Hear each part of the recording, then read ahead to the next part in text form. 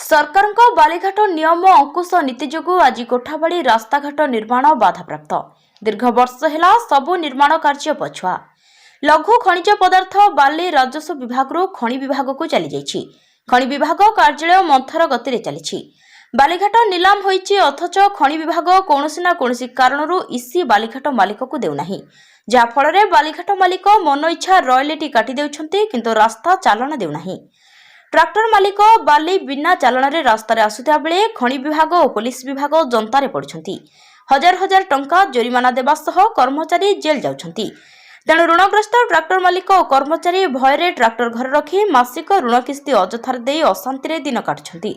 अपर पक्षरे बाली न पाई प्रधानमंत्री आवास योजना हिताधिकारी माने वर्षे हेला अधा पंतरिया घर करी हंतसंत हेउछन्ति। निज घर भांगी परपिंढारे मुंड गुंजी दुख कष्टरे दिन काटुछन्ति। एहाकु नै किछि दिन तळे ट्राक्टर मालिक कर्मचारी जातीय राजपथ अवरोध करथिले। तहसीलदार बुझाबुझी करथिले, किंतु परे तहसीलदार को आलोचना सफल होई पारि नथिला।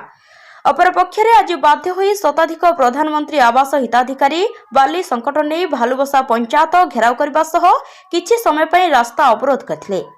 सरपंच को पंचायत भितरे अटक रखिथिले, कहिथिले बाली जोगाण व्यवस्था कर, नचेत कार्यदेश फेराई नियो। परे रायरंगपुर टाउन थाना अधिकारी सुचंद्र महालिक घटनास्थल पहुंची हिताधिकारी आलोचना करथिले और लोके आंदोलन ओहरिथिले, किंतु प्रशासन, सरपंच और पुलिस लोकों सफल वार्ता दे पारि नथिले। अपर पक्षरे खनि विभाग कहिथिले, भुवनेश्वर रे खनि विभाग तरफरु स्पष्ट निर्देश न आसला पर्यंत आंभे किछि करि परिबु नाही, आंभे संपूर्ण असहाय। रायरंगपुर अक्षय विश्वास रिपोर्ट, न्यूज ओडिया।